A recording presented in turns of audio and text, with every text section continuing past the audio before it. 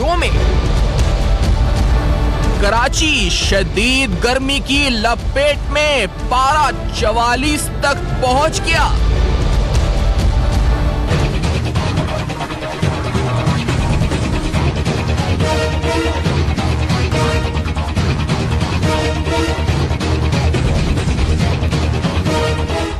नवाबशाह में गर्मी का वर्ल्ड रिकॉर्ड, आलमी ज़राए अबलाग में भी गूंज।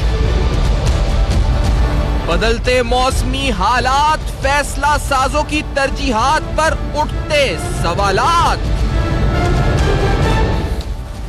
अस्सलाम वालेकुम। पस पर्दा हक़ाइक़ सनसनीखेज़ इंकशाफ़ात प्रोग्राम बेनकाब में हूँ आपके साथ सैफान खान। अगर आज आपने कराची शहर में गर्मी महसूस की हो यकीनी तौर पर, तो ये अनयूजुअल था, अनयूजुअल पैटर्न था जो हम देखते हैं कि अप्रैल यानी पहला माह जब हुआ गर्मी का, उसके अंदर इतनी शदीद नौयती गर्मी पड़ती हुई नजर आई।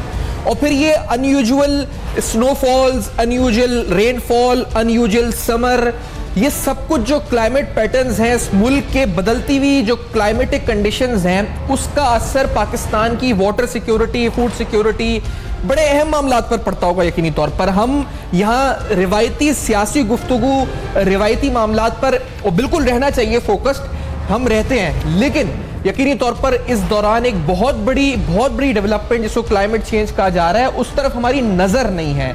हम शायद सियासत में मसरूफ हैं, लेकिन जिस तरह क्लाइमेट चेंज हो रहा है, जो हमें नजर आ रहा है, जिस तरह शदीद तरीन गर्मी आज पड़ी है, जिस तरह आज भारत में तकरीबन 100 के करीब हलाकतें हुई हैं जहां वह अर्ली मॉनसून आ चुका है, तो ये क्लाइमेट हमारा इंतजार नहीं कर सकता हमारी सियासत का। हम अपने इशूज में, चाहे वो सियासी हो, चाहे वो मीडिया या जो भी मामला हैं जिनके अंदर हम रहते हैं, माशी मामला जिनकी बहस करते हैं, जो बड़े ज़रूरी हैं, लेकिन ये तमाम जो ज़ेरे बहस हम जिस पर अपना वक्त हम इस वक्त इतना एलोकेट करते हैं, हमारा क्लाइमेट, हमारी जो कुदरत है, जो नेचर फ्यूरी है, वो उतना इंतजार उस चीज़ का नहीं कर सकती। कोई पॉलिसी वजह करनी होगी, कोई रास्ता तयन करना होगा, आगे बढ़ने के लिए सोचना होगा, सोच विचार करनी होगी, मैनिफेस्टोज में इन चीज़ों को शामिल करना होगा। ये शायद मेरी सोच है, हम सवाल पूछेंगे तो पता चलेगा कितना ज़रूरी है और इस हवाले से अमली तौर पर हो क्या रहा है। लेकिन ये बात जो आज कराची में हुई, पूरे सिंध में आप कहें बल्कि महसूस हुई, ये आलमी जरीदों तक आई खबर। और नवाबशाह में अप्रैल का जो 30 अप्रैल था, इसको तारीख में, यानी जो प्लैनेट अर्थ की तारीख में अप्रैल का गर्म तरीन दिन, बाकायदा वॉशिंगटन पोस्ट में एक रिपोर्ट आई जिसमें कहा गया, अब ये आलमी जरीदे का वो रिपोर्ट का वो वर्ल्ड मैप है जो मैं आपको दिखा रहा हूं, जिसमें कहा गया कि इट वाज अराउंड 50 से अबव अप्रैल के अंदर 50 से ऊपर टेम्परेचर जाता हुआ नजर आया। अब ये तमाम चीजें, दीज आर वेरी कंसर्निंग। आखिरकार हम क्या गलत कर रहे हैं, या ये मामला सिर्फ कुदरती है, या हमारी भी कुछ इस वक्त मैन मेड डिजास्टर है ये, जिसकी वजह से ये हमें नजर आ रही है सूरत हाल, दरख्तों के हवाले से, पोल्यूशन के हवाले से। और फिर दूसरी बात कि इसकी इम्प्लीकेशंस क्या हैं, और फिर सब में अहम बात कि इसकी इम्प्लीकेशंस का सामना करने के लिए हमारी तैयारी क्या होनी चाहिए, स्ट्रैटेजी क्या होनी चाहिए। प्रोग्राम में मेरे साथ मौजूद हैं सीनियर सियासतदान हैं, अहम रहनुमा पाक तस्लीम पार्टी के रजा हारून साहब हमें ज्वाइन कर रहे हैं कराची DSNG पे। आपका बहुत शुक्रिया, आपने ज्वाइन किया। नदीम मीर भार साहब जो कि क्लाइमेटिक एक्सपर्ट हैं, आप माहौलियाती उमूर और फॉरेस्टिक उमूर को बेहतर समझते हैं, कराची स्टूडियो में मेरे साथ मौजूद हैं। शकील अहमद रामे साहब जो कि SDPI को रिप्रेजेंट कर रहे हैं, और आप एक क्लाइमेटिक एक्सपर्ट की हैसियत से और माहौलियाती एक्सपर्ट की हैसियत से हमारे साथ इस्लामाबाद में मौजूद हैं। तीनों शख्सियात मोहतरम का बहुत शुक्रिया। रजा हारून साहब, आज गर्मी महसूस की आपने कराची में, और हमें हीट वेव याद आई 2014-15 वाली, जिसमें कई 100 सैकड़ों हलाकतें हुई थी। आपको क्या आज महसूस हुआ शहर में जब ये 44-45 और जिस तरह से अभी भी गर्मी महसूस हो रही है कराची में? स्टेफान, बड़े दुख के साथ ये कहना पड़ता है कि पाकिस्तान शायद दुनिया का वाहिद मुल्क होगा जहाँ पे इन्वायरमेंट की मिनिस्ट्रीज़ मौजूद हैं। माहौलियाती तब्दीलियों का जो आप बात कर रहे हैं, क्लाइमेट चेंज, इसकी फेडरल मिनिस्ट्री मौजूद है, और गालिबन शायद मुशाहिदुल्लाह साहब इसके फेडरल मिनिस्टर थे या हैं अभी भी। इसी तरह सूबों में इन्वायरमेंट की अलहदा से मिनिस्ट्री है, इन्वायरमेंट प्रोटेक्शन एजेंसीज हमारे पास काम करती हैं, स्पेशल प्रोजेक्ट्स हैं क्लीनर ग्रीनर सिटीज़ को रखने के लिए। सारा का सारा इन्वायरमेंट की पोल्यूशन मैन मेड होती हैं। इन्वायरमेंट की कोई भी पोल्यूशन जो है, ये याद रखिएगा, कुदरती नहीं होती हैं। कैसे होती हैं? कार्बन एमिशन पे हमारा कोई कंट्रोल नहीं है। कार्बन फुटप्रिंट्स के अंदर पाकिस्तान का जो हाल है, जिस नंबर पे पाकिस्तान बैठा हुआ है, आप सोच नहीं सकते। आपकी सोच होगी, हमारे यहाँ इंडस्ट्रियल फुजला, इंडस्ट्रियल वेस्ट और म्यूनसिपल वेस्ट ये साफ पानी की नहरों में बहाया जाता है। ये हमने सुप्रीम कोर्ट के वाटर कमीशन की रिपोर्ट में चीफ जस्टिस साहब ने जब उसको डॉक्यूमेंट्री प्ले की, उसमें हमने देखा हमारे यहाँ जो नहरी निज़ाम है या जो पहाड़ों का सिस्टम है, उधर जो ग्रीनरी होनी चाहिए, हम देख रहे हैं जंगलात को एक एक करके आप काटते चले जा रहे हैं। दुनिया भर में कोल के जरिए एनर्जी जनरेट करने का और कोल इंजन्स का जमाना खत्म हुआ, मतरूक हो गए। आप सीपेक के अंदर खसूसी तौर पर कोल के प्लांट लेकर एनर्जी डेवलप करने जा रहे हैं। हमारा इदराक ही नहीं है। हमारा पूरे मुल्क के अंदर हमारे किसी भी आप फेडरल कैबिनेट को ले लीजिए, पॉलिटिकल बात नहीं कर रहा, प्योरली इस दुनिया की ग्लोबल विलेज, बहुत छोटा सा विलेज है, उसकी बात कर रहा हूं। C40 एक समिट होता है हर साल, बिल क्लिंटन साहब का ये इनिशिएटिव है, एल गोर साहब का इनिशिएटिव है। पूरी दुनिया में उन्होंने इस बात को बहुत अरसे पहले भांप लिया था। दुनिया की कई सिटीज जो है वो क्लीनर, ग्रीनर, सेफर सिटीज में जा रही है, कार्बन एमिशन फ्री सिटीज में जा रही हैं। दुनिया भर में आप देखें क्या हो रहा है। हमारे यहाँ जनरेटर जो है दुकान के बाहर, डीजल इंजन जनरेटर दुकान से बाहर रखा हुआ है, जब वो चलता है बिजली नहीं मिलती, क्योंकि हम क्लीन एनर्जी प्रोड्यूस नहीं कर रहे। जिस साइंस को लेकर हम एनर्जी प्रोड्यूस कर रहे हैं, जनरेटर समेत, वो फ्यूल बर्न कर रहे हैं, कोल बर्न कर रहे हैं। तो मुझे बताएं ना, सी आपका प्योर है, पोल्यूटेड है, नहरी निजाम आपका पोल्यूटेड है, ग्रीनरी अपने मुल्क से आप खत्म करते चले जा रहे हैं। एक बात और आपसे कर लूं, एक बात, सिर्फ एक बात आपसे और कर लूं, बिल्कुल करें, कि उसके अंदर आप सड़कों पे हाल देखें, हाई राइज बिल्डिंग्स बना रहे हैं और आप ग्रीनरी खत्म कर रहे हैं। हाई राइज बिल्डिंग के अंदर ये पोल्यूशन मैन मेड है, इसका नेचर से कोई ताल्लुक नहीं। मैं जो पूछना चाह रहा हूं आपसे रज़ा साहब, मैं एक आम शहरी के ऐसे, क्योंकि आप एक जमात में भी हैं, आप खुद भी एक सरकर्दा हल्कों में रहे, सर जिस तरह आप बता रहे हैं बिल्कुल ठीक है, आपकी नॉलेज भी है, जिस तरह आप बता रहे हैं क्लाइमेटिक कंडीशंस और जो मुख्तलिफ इस हवाले से बातें होती हैं, लेकिन सर ये जो पोल्यूशन मैन मेड है उसका आज की गर्मी से क्या ताल्लुक? यानी हमने पोल्यूशन क्रिएट करी, और जो आप कार्बन एमिशंस की बात कर रहे हैं, तो ये कार्बन एमिशंस कराची पैदा कर रहा है जो हमें, जिस वजह से गर्मी महसूस हो रही है, या ये हमारे पड़ोसी मुल्क पैदा कर रहा है, या कोई और शहर कहीं और से आ रही है? ये पहली बात। और दूसरी बात, क्या ये पोल्यूशन की वजह से गर्मी है जो आज हम महसूस कर रहे हैं? रज़ा हारून साहब, जो आप बातें बता रहे हैं, ये सारी क्या गर्मी इस वजह से हो रही है? दुनिया में जिन जिन ममालिक ने सैफान इस सब्जेक्ट को प्रायोरिटी नहीं दी है, आपके साथ एक्सपर्ट्स बैठे हुए हैं, ये आपको बेहतर बताएंगे। दुनिया के जिन जिन ममालिक ने आज से 20-25 साल पहले इस सब्जेक्ट को समझ लिया था, उन्होंने उसको अहमियत दी, उनकी सिटीज में चेंजेस आ गई हैं। आप दुबई देखें ना, दुबई आपसे कितना दूर है, दुबई में बारिशें होने लगी हैं। उन्होंने अपने क्लाइमेट को चेंज करने के लिए इकदाम उठाए। मैं ये नहीं कहूंगा कि सारा का सारा मलबा हमारे ऊपर है, पड़ोसी ममालिक पर नहीं है, लेकिन फिर पड़ोसी ममालिक सार्क के जरिए, सार्क एक आपका है ना प्लेटफॉर्म है, वहां पे एनवायरनमेंट को आप डिस्कस करें, कुछ करें, कुछ करना होगा। ये हीट वेव जो है जितनी एक्स्ट्रा ऑर्डिनरी है, ये जो एक्स्ट्रा ऑर्डिनरी टेम्परेचर जा रहे हैं, ये इसमें इंसानों के अमल दखल का बहुत हद तक इंसानों के मिसमैनेजमेंट का अमल दखल है। आप आज के दौर में ये नहीं कह सकते कि आपको नहीं पता। You know everything, research is there. तो मैं इसमें इंसानों के अमल दखल को, हुकूमतों की नाअहली को, इदारों की इनकॉम्पिटेंसी को, वुज़रा की बेतवज्जी को इसका प्राइम रीजन समझता हूं। बिल्कुल ठीक है, और ये बड़ी अच्छी बात है कि बतौर एक सियासतदान भी, क्योंकि यहां पर बहुत से पॉलिसी मेकर्स, जिसमें ट्रम्प शामिल हैं, वो इसको बहुत सी बहस चलती रहती है जी कि शायद ये मैन मेड डिजास्टर ही नहीं है, ये तो कुदरती और नेचुरल है, लेकिन रज़ा हारून साहब एक्सेप्ट कर रहे हैं कि इट इज मैन मेड। तो रामे साहब, आपसे पूछूंगा, आज कराची शहर में पड़ने वाली गर्मी, नवाबशाह में रिकॉर्ड ब्रेक गर्मी, ये तमाम मामलात हमारी जात से ताल्लुक रखते हैं, और अगर जात से ताल्लुक रखते हैं तो वो क्या चीजें जो हम गलत कर रहे हैं बतौर कौम, बतौर समाज, हम क्या गलत कर रहे हैं, और बतौर रियासत हमारी पॉलिसीज क्या गलत है जिसकी वजह से ये गर्मी हम महसूस कर रहे हैं? रामे साहब देखिए जी, सबसे पहली बात यह है, जो क्लाइमेट चेंज है ये पाकिस्तान की वजह से नहीं है। जो डेवलप कंट्रीज़ ने जब डेवलप करना शुरू किया तो उन्होंने जो फॉसिल फ्यूल बर्न किया, जिसकी वजह से ग्लोबल जो ग्रीन हाउस गैस एमिशंस हुए, उनकी वजह से हुई ये गर्मी, जो कि क्लाइमेट चेंज आई है। अब जो क्लाइमेट चेंज का मतलब, इसका जो सबसे बड़ा जो बात है कि वो जिन ममालिक ने इसको किया था, अब उन ममालिक पे इनका असर इतना ज़्यादा है जितना कि उन ममालिक पे आ रहा है कि जिन्होंने इसको प्रॉब्लम को क्रिएट नहीं किया।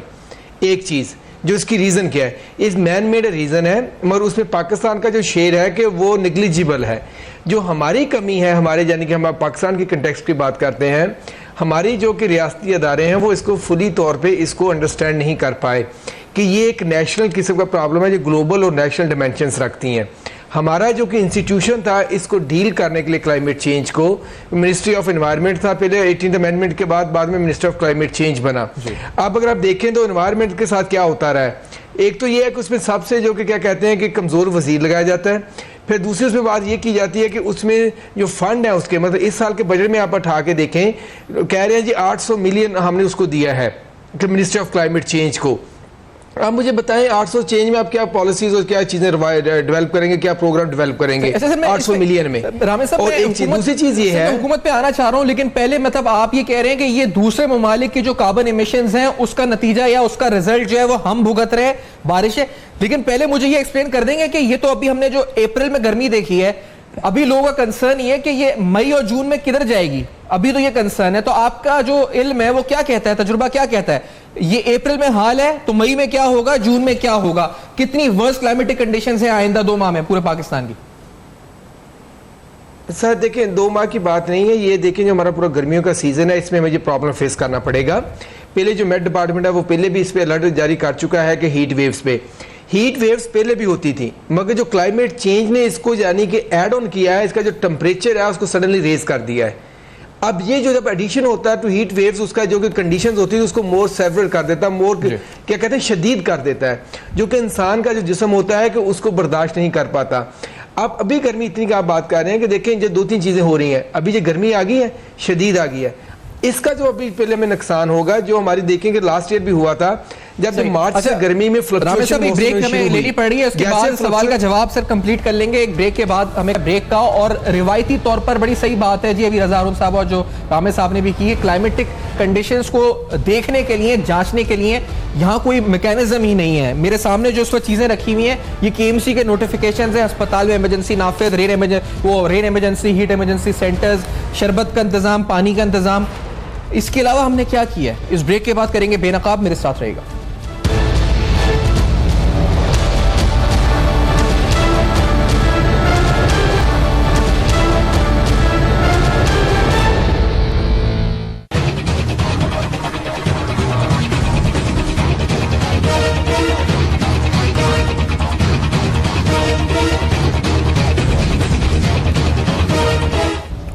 Welcome back. आप देख रहे हैं बेनकाब, अहम तरीन सवालात जिनका ताल्लुक मौसम से है, जो शायद इतने जेरे बहस नहीं आते लेकिन अहम तरीन मामलात, संगीन मामलात हैं जिसको हमारे पूरे जो पब्लिक डिस्कशन का हिस्सा होना चाहिए।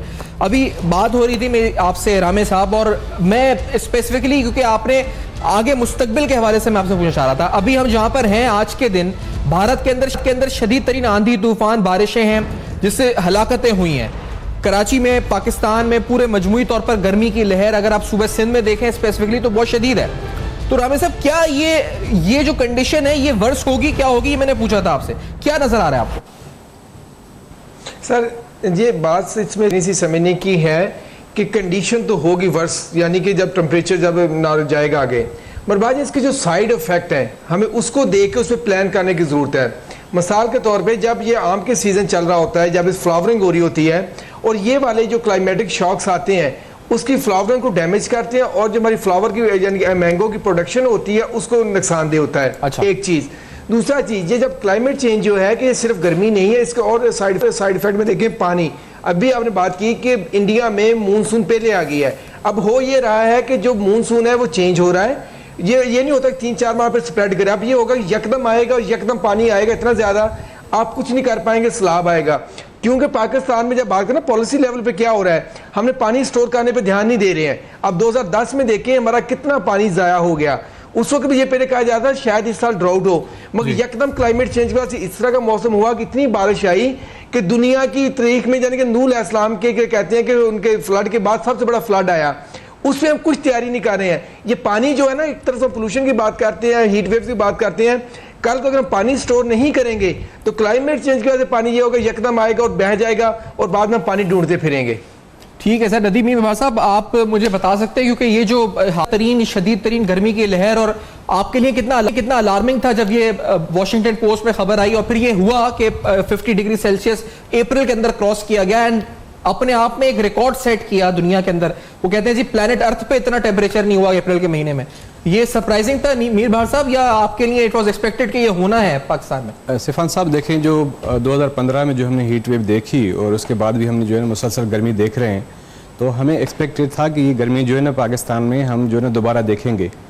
उसकी वजह ये है कि देखें जो एक तो जो कार्बन एमिशंस हैं दुनिया में वो मुसलसल बढ़ रही हैं, उस पर कोई कंट्रोल नहीं हो रहा। पेरिस एग्रीमेंट हो गया, फलां एग्रीमेंट हो गया, कंट्रीज़ जो है वहाँ पर साइन करके आते हैं, लेकिन वहाँ जो है ना उस पर अमल दरामद नहीं हो रहा।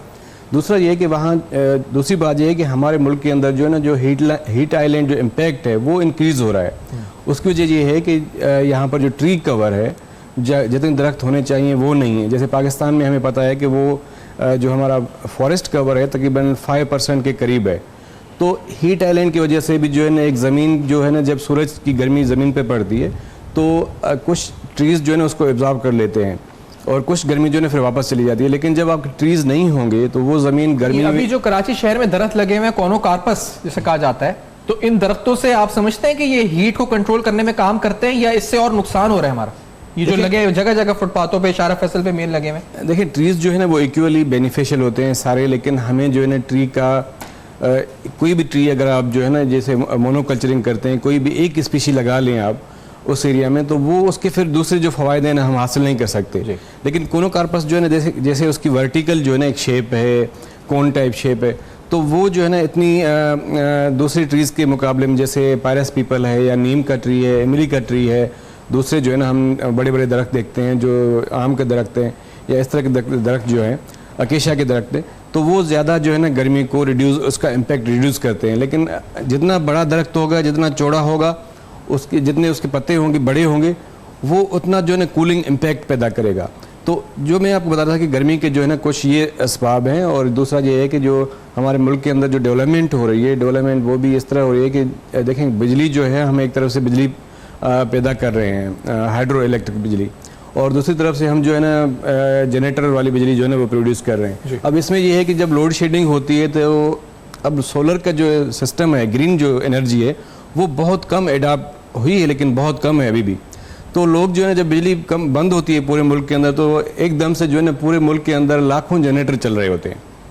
तो जब लाखों जनरेटर चल रहे होते हैं तो लोग जो है ना पेट्रोल चला रहे हैं, फिर जो है गैस जला रहे हैं। तो वो हमें सोचना चाहिए, हमारे कंट्री को ये सोचना चाहिए कि अगर हम 1 घंटे के लिए लोड शेडिंग कर रहे हैं और एक सिस्टम में जो है ना हम ये प्रॉब्लम कर रहे हैं, जो वजूहात हैं, ये अभी बात सरामे साहब ने भी की, लेकिन मैं क्योंकि बहसत आम आदमी, तो हम ये सवाल जरूर पूछना चाह रहा हूँ कि आगे ड्राउट है या एक्सट्रीम मानसून है, क्या है? मतलब जैसे भारत में नजर आ रहा है मानसून है एक्सट्रीम, यहाँ शदीद गर्मी है, क्या यहाँ मानसून आने वाला है शदीद तरीन? क्या है आपकी कैलकुलेशंस क्या है इस बारे में? अभी तो फिलहाल गर्मी की जो साइकिल है वो चलेगी, क्योंकि देखें अभी जो है ना गर्मी शुरू हुई है। तो लास्ट टाइम हमने यही देखा है कि मई, जून, जुलाई जो है उसमें ये गर्मी मुसलसल रही है 3 महीने।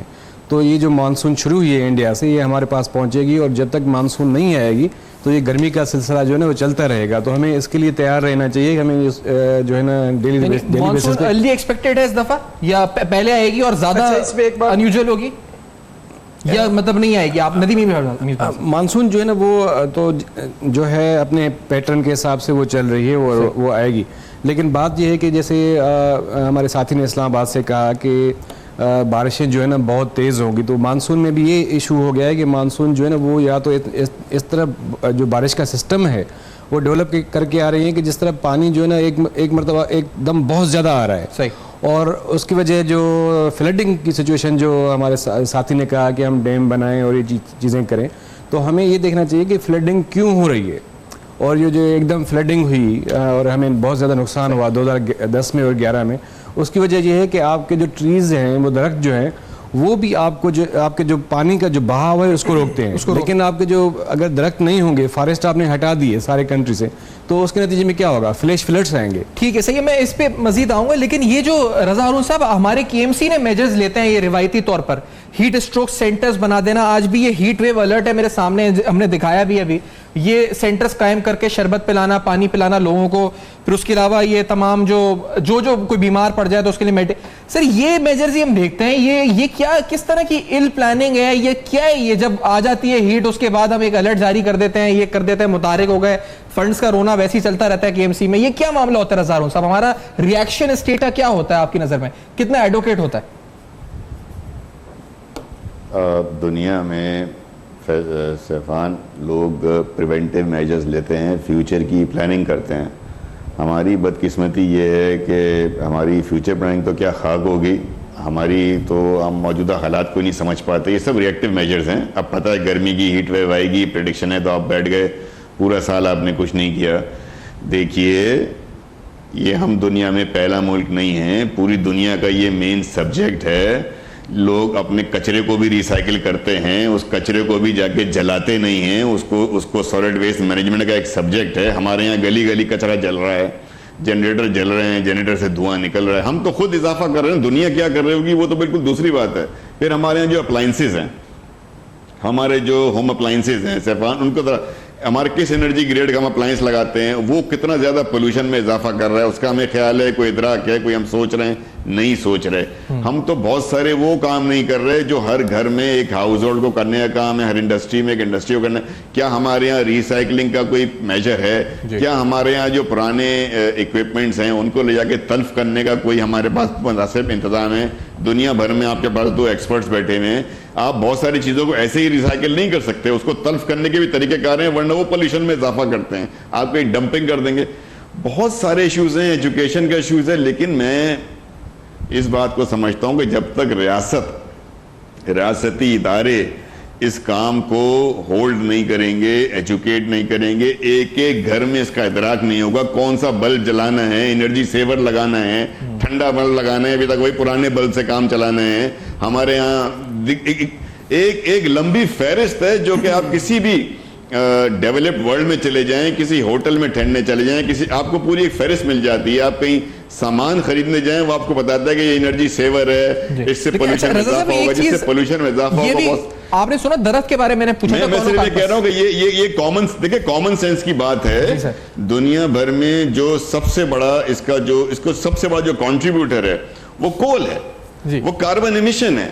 वो हम उसको, अब आप देखें ना, आप इतने बड़ा ब्लंडर देखें इस मुल्क का कि हम सीपेक के अंदर कोल के वो प्लांट जो चाइना में चल के खत्म हो गए उसको डंप करने थे, उसको फेंकने थे, और उसको फेंकना मुश्किल हो जाता कहीं, वो हम लाकर अपने पास लगा रहे हैं। ये आप मुझे बताइए कि हमारा क्या है रज़ा साहब, ये जो आपने कहा ना कि हम अगर सोचे समझे काम करते हैं, ये अभी मैंने पूछा नदीमी बाहर साहब से दरख्त के बारे में, कौन कार पास, ये कहते हैं जी कि ये एडेड बेनिफिट तो है दरख्त लगाना, लेकिन ये कराची शहर को वो जो जिस तरह साया फराम करता है ये दरख्त नहीं करता। सर ये हमने देखा, ये एकदम यकदम लगाए गए और ये भर दिए गए पूरे शहर के अंदर। ये क्या हुआ था सिटी हुकूमत में? आप मुस्तफा कमाल साहब ही थे गालिबन, रज़ा हारून साहब नहीं। ये देखिए, दरख्त लगाना तो अच्छी बात है ना, दरख्त जितने लगाएं कम है, लेकिन दरख्त लगाने के बाद जब शहर फैसल किया, मिसाल ने हमने शहर फैसल की बात की, सफान अच्छा एग्जाम्पल है। शहर फैसल के बीच में ये प्लांट्स लगे हुए हैं, अच्छे दरख्त हैं, लेकिन शहर फैसल की दोनों तरफ इमारतों का साइज देखा है आपने? किधर पहुंच गई हैं? उन इमारतों के साइज में बीच में आपने दरख्त लगा दिए हैं। दरख्तों के साए में इमारतें होती हैं, दरख्तों के एनवायरनमेंट के बिल्कुल शहर का एनवायरनमेंट जो है सराउंडिंग में दरख्त होते हैं, दरख्तों के बीच में ग्रीन आबादियां होती है, घास होती है। आपने चंद दरख्त बीच सड़क में लगाकर उसके साइड में आपने बड़ी बड़ी हाई राइज की इजाजत दे दी, तो मुझे बताएं वो दरख्त किस काम के होंगे? वो दरख्त तो बेचारे उस इमारत के पोल्यूशन कंट्रोल करने बड़ी बात है, जहां पे हर बिल्डिंग में हर फ्लोर पे सैकड़ों एसी चल रहे हैं, बिल्डिंग में सारे बड़े अहम सवाल चल रहे हैं। क्या करेगा? सही, एक ब्रेक की तरफ बढ़ना है। कैसी प्लानिंग है? गलत प्लानिंग है ना। अच्छा, एक बात आते हैं तो आपको बताते हैं कि जो निजाम होता है रेडार सिस्टम पीएमडी के पास, वो कितना नाकिस है, और वो एक बार नहीं कितनी बार निशानदेही उसकी हुई चित्राल के अंदर, और फिर 2016 में प्राइम मिनिस्टर ऑफिस का एक नोटिफिकेशन वो भी रखेंगे आपके सामने, ताकि अंदाजा लगा सकें कि अगर मॉनसून आता है, अनएक्सपेक्टेड जो वेदर है, तो हम उसको जांचने के लिए जो हमारे पास आला है, जो हमारे पास इस पर जो चीजें जिसे हम जांचते हैं, वो कितनी नाकिस है साइंटिफिकली। आफ्टर दिस ब्रेक करेंगे, बेनकाब मेरे साथ रहिए।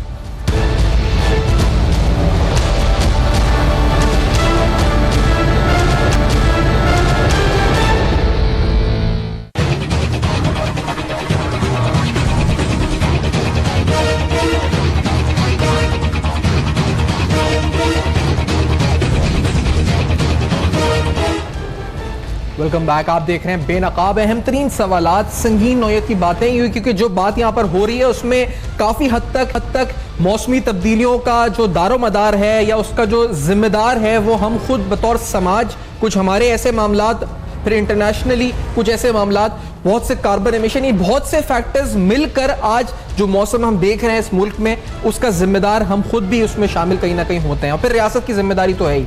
फंड्स के बावजूद, ये सवाल मैंने नहीं बल्कि प्राइम मिनिस्टर ऑफिस ने उठाया कि पाकिस्तान मेट्रोलॉजिकल डिपार्टमेंट आखिर कर क्या रहा है। और ये हमने चित्राल में देखा जब अचानक बारिशें हुई, और फिर ये एक 3 जून 2016 का एक नोटिफिकेशन प्राइम मिनिस्टर ऑफिस का जिसमें कहा गया जी कि the high intensity dust thunderstorm which hit parts of Khyber Pakhtunkhwa, Punjab and Islamabad capital territory.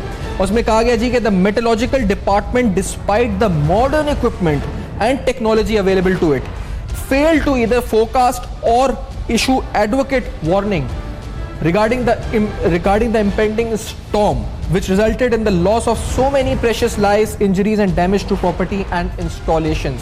अब ये फंड्स टेक्नोलॉजी के बावजूद हम यही नहीं जांच पाते कि थंडरस्टॉर्म, और ये प्राइम मिनिस्टर ऑफिस ने रिपोर्ट मांगी कि आखिरकार ये इक्विपमेंट किधर गया, क्या कर रहा था।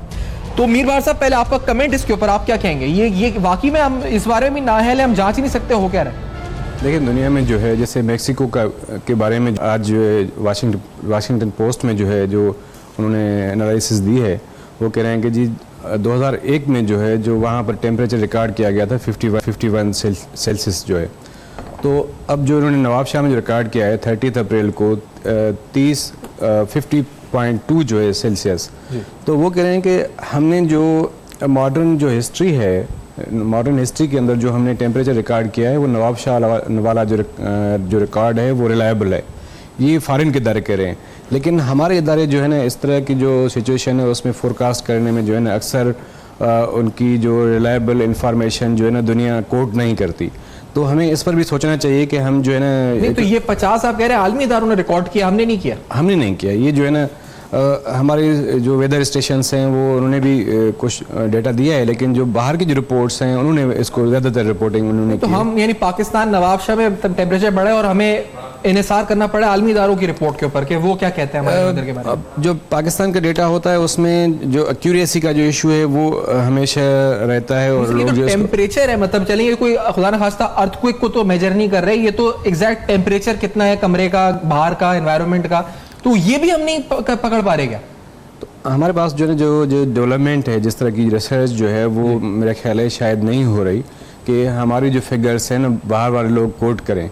तो हमारी जो रिसर्च है वो कोट नहीं हुई। ये जो है ना बाहर के साइंटिस्ट हैं उनकी रिसर्च कोट हुई है, उन्होंने बताया है कि इतना जो है ना टेम्परेचर हिट किया। अब ये एक्सट्रीम मानसून सीजन जिसकी आप बातें कर रहे हैं, जो एक्सट्रीम क्लाइमेटिक कंडीशंस है, तो हमें इंतजार करना पड़ेगा बाहर की रिपोर्ट्स का कि वो हमें बताएं कि हम हमारे मुल्क में क्या आने वाला है, तो हम उन रिपोर्ट्स पर फिर उस बुनियाद पर प्लानिंग करेंगे। तो वी हैव टू वेट कि वो कुछ बताएं हमें इस बारे में। ये इससे तो ये साबित होता है। देखिए, दुनिया जो है ना वो एक तो ग्लोबल विलेज हो गया है, और दूसरा जो है जो टेक्नोलॉजी है उसमें सैटेलाइट्स देखें, जो दूसरे मुल्कों के जो सैटेलाइट्स हैं और जो उनके पास टेक्नोलॉजी है वो हमसे ज़्यादा एडवांस्ड है, और वो ज़्यादा चीज़ों को और करीब से देख रहे हैं। हमारे पास जो टेक्नोलॉजी है वो शायद, जैसे आपने खुद कहा कि हमारे पास टेक्नोलॉजी थी, चीज़ें थी, लेकिन वो पता नहीं कहाँ पर हैं, किस शेप में। वो प्राइम साहब भी सवाल उठाते हैं। रामे साहब, आपका कमेंट इसके ऊपर क्या होगा? ये तो अगर ऐसा है वाकई में तो ये तो बड़ा खतरनाक है। चित्राल में हमने देखा था, ये नोटिफिकेशन अलग है, और यहाँ पर ये कह रहे हैं मीर भार साहब कि हम तो बता ही नहीं सकते क्या। ये 50 भी उन्होंने बाहर ने कैलकुलेट करके दिया हमें कि आपका इतना हो गया। नहीं, बात ये है सुफियान साहब, जो क्लाइमेट चेंज की बेसिक चीज़ है, जब इसको आप पढ़ते हैं, ये इसकी अनप्रडिक्टेबिलिटी है कि आप इसको यानी कि 100% इसको नहीं कह सकते क्या होने वाला है। और इसमें ये चीज़ें होती हैं, मतलब मैंने आपको 2010 की मिसाल दी है, तब इंटरनेशनल बातें भी ये कह रहे थे कि हमारे बारिशें कम होंगी, मगर यकदम जो क्लाइमेट चेंज ने इम्पैक्ट दिया वो इस तरह का था कि उसने इतनी ज़रा बारिशें दी कि आपका यानी कि सैलाब आ गया। क्लाइमेट चेंज की जो बेसिक चीज़ समझना चाहिए, सिर्फ क्लाइमेट चेंज ना बताएं, लेकिन ये 50 से 49 से 48 है, ये तो हम बता सकते हैं ना। ये चले क्लाइमेट चेंज तो बड़ी दूर की बात है, ये कह रहे हैं ये हमारा डेटा मेरा ख्याल कहता है कि नहीं, हमारा जो डेटा होता है कि वो इस मामले में रिलायबल होता है। जो मैंने जिसको जब तक देखे, यहाँ हमें क्रिटिसाइज करना चाहिए अदारों को, अगर वो परफॉर्म कर रहे हैं हमें उनको अच्छा भी कहना चाहिए कि यहाँ उनके हमारा जो मेट्रोलॉजिकल डिपार्टमेंट है, आपको यह याद हो कि हमारे जो के पहले इसके जो डीजी थे कि वो वर्ल्ड मेट्रोलॉजिकल डिपार्टमेंट के उसके वाइस प्रेसिडेंट थी इनकी काबिलियत की वजह से, या इनकी इंस्टॉलेशन जो इन्होंने किया था, सिस्टम को रिवाइज करने की वजह से किया था। मैं तो डिफेंड नहीं कर रहा, मगर हमें अपने इदारों को शाबाशी भी देनी चाहिए जब वो अच्छा परफॉर्म कर रहे हो। एक चीज में है, एक चीज, दूसरी चीज नहीं, दूसरी चीज से पहले सर मैं एक चीज दूसरी चीज में देखिए, यहाँ दो राय आगे नामे साहब ये कहते हैं कि एक्यूरेसी नहीं है उस वेदर फोकास्ट, जो वेदर फोकास्ट नहीं, जो टेम्परेचर है उसकी कैलकुलेशन में। आप कह रहे हैं एक्यूरेसी होती है, ये बात तो हम क्लियर करते चले ना। आप कह रहे हैं एक्यूरेसी होती है, अगर ये कहते हैं 49 है तो 49 है, और आलमी दुनिया भी उसको तस्लीम करती है। ये बात सही है, यही है या फिर ये नहीं है? बिल्कुल, मेरा तो यही पॉइंट ऑफ व्यू, क्यों मैंने जितना आलमी ऑर्गेनाइजेशन के साथ, मैं जितना वर्ल्ड ऑर्गेनाइजेशन के साथ काम किया है, हमारी वहां पर ये क्या बात करते हैं, जब हमारे मेट्रोलॉजिकल डिपार्टमेंट की बड़ी अच्छी स्टैंडिंग है, वो इनको मान देंगे ये अच्छा काम कर रहे हैं। एक बात, दूसरी बात, हमारी जो आप बात कर रहे हैं कि इन्वेस्टमेंट मेट्रोलॉजिकल डिपार्टमेंट में या क्लाइमेट चेंज में, वो बहुत कम है। अगर दुनिया में आप देखें तो उनके, मैंने बताया अभी कि मिनिस्ट्री ऑफ क्लाइमेट चेंज का टोटल बजट जो है साल का, वो 800 मिलियन रुपीज है। अब मुझे बताएं 800 मिलियन रुपीज में मिनिस्ट्री ऑफ क्लाइमेट चेंज की तनख्वाहें पूरी होंगी या इस तरह के काम होंगे? यानी कि ये बात कहना कि हम इनको बहुत फंड देते हैं, वो भी एक बात हमारी सही नहीं है। दूसरी चीज आपने बात की थी ये कि दरख्तों की, कराची में दरख्त लगाना अच्छा है, मगर उसकी जो होती है ना, यानी कि आपकी प्लानिंग वो बहुत जरूरी होती है। इस्लामाबाद में इन्होंने मलबरी का दरख्त लगा दिया, जिसने फायदा देने की बजाय या हर बंदे को पोलन का एलर्जी करवा दी। हमें जो कि लोकल एनवायरनमेंट होता है उसको देखते हुए दरख्तों को डिसाइड करना पड़ता है। अब ये होता है, बात ये होती है कि हम दूसरी गवर्नमेंट को क्रिटिसाइज करते हैं, एक पार्टी दूसरी पार्टी को क्रिटिसाइज करती है, मगर जो अपने एक्शन होते हैं, चाहे वो गलत है सही, उसको डिफेंड कर दिया जाता है। और दरख्तों की लोकल बात, दूसरी और लास्ट चीज कहना चाहूंगा, यहाँ पर बात कोल की, दुनिया ने इसको अबंडन नहीं किया। अमेरिका दुनिया का सबसे डेवलप कंट्री है, वहां पर 39% कोल से इलेक्ट्रिसिटी पैदा होती है। इंडिया में 60 to 70% पैदा होती है, जर्मनी में 40% होती है, पोलैंड में 80% आप एनर्जी पे आ गए। लेकिन उससे पहले जो आपने बात बड़ी अहम करी, मैं उसी बात पे रजा हारून साहब आपकी तरफ आना चाह रहा हूं सर, कि ये जो बात उन्होंने की ना कि हमें एक होना पड़ेगा। सिर्फ मैं कराची शहर की पहले बात कर लेते हैं, आप यहां से कंटेस्ट करने जा रहे हैं, अपने आपको बड़ा स्टेक होल्डर और सब समझ भी रहेगा आप हैं, और जमाते भी हैं। यहां 2 या 3 साल पहले कई 100 हलाकतें हो चुकी हैं, और इस दफा खुदा ना खास्ता हमारी दुआ है कि कुछ ना हो, लेकिन खदशा है जिस तरह के हमने तैयारी नहीं की हुई और जिस तरह के मामला नजर आ रहे हैं। सर क्यों ना एक आप चार्टर ऑफ क्लाइमेट चेंज या चार्टर, एक जिस तरह चार्टर ऑफ डेमोक्रेसी था, सिर्फ कराची की हद तक ही आप स्टार्ट तो ले, कुछ आपकी जमाती इनिशिएटिव ले ले, ताकि हम एक तो हो इस मामले पर कम से कम। रजा भाई साहब, बहुत अच्छा आइडिया। भाई सस्टेन डेवलपमेंट गोल्स हैं, दुनिया में हर मुल्क उनसे एग्री कर चुका है, यूनाइटेड नेशन के तहत भी हैं, सस्टेन डेवलपमेंट गोल्स हैं, उसमें तमाम चीज़ें मौजूद हैं। कोई रॉकेट साइंस नहीं है, कोई पहिया दोबारा ईजाद करने की जरूरत नहीं है। उनको जिनको आपने सिग्नेटरीज हैं उनको फॉलो करें, उसमें क्लाइमेट चेंज भी है।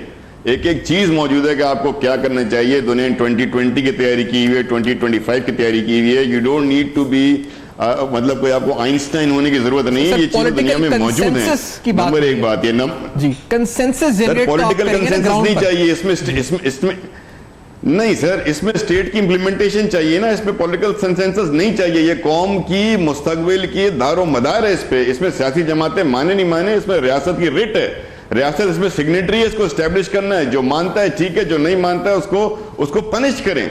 इसमें कोई चॉइस थोड़ी है, इसमें कोई मैंने खुश थोड़ी करना है, किसी को नाराज थोड़ी करना है। ये मेरी कौम का, मेरे मुल्क की बका का सवाल है। दूसरी बात है कि दुनिया क्लीन एंड ग्रीन एनर्जी की तरफ जा रही है। जिन ममालिक ने कोल लगाए हुए थे, प्रोड्यूस कर रहे हैं, उनकी बात को छोड़ दें। कोई आज नया कोल का प्लांट नहीं लगाता ना, या ऐसा नहीं होता कि किसी मुल्क का कोई यूज अपने मुल्क से कोल के प्लांट निकाल रहा है तो हम लाके अपने पास लगा रहे हैं। कराची, साहिवाल, थर, गवादर हब हम सीपैक में लाके लगा रहे हैं ना। मैं ये नहीं कहता कि कोल से एनर्जी, भाई आप सोलर एनर्जी लें, विंड की लें, हाइडल लगें, डैम बनाएं, पानी स्टोर करें। There are so many things you can do. It already there, list है मौजूद, सस्टेन डेवलपमेंट गोल लिख लें, ये एक्सपर्ट्स हैं, इनको पता होंगे। It's all there written, black and white में लिखा हुआ है आपको क्या करना चाहिए। दूसरा, नंबर 2, एक और आपको रेफरेंस, C40 समिट होती है, हर साल होती है। C40 समिट में सारी चीजें लिखी हुई है, what every nation should do, what every big metropolitan city, क्या रिक्वायरमेंट है, सब लिखा हुआ है। हम सिर्फ उसको अपने पास इंप्लीमेंट करवा लें, बस इतना कर लें। बहुत शुक्रिया रजा हारून साहब, रदी मीर भार साहब और रामे साहब, आपने ज्वाइन किया। और आज एक मौजूद जो पूरे मुल्क के लिए अहम तरीन है, जिस पर बहस होनी चाहिए, उस पर बात हुई है, और इस पर कोशिश की है कि किसी कंक्लूसिव बात तक डिबेट को लेकर जाया जा सके। फीडबैक जरूर दीजिएगा on Facebook, email and Twitter. आपके सामने कल फिर हाजिर होंगे, देखते रहिएगा अब तक।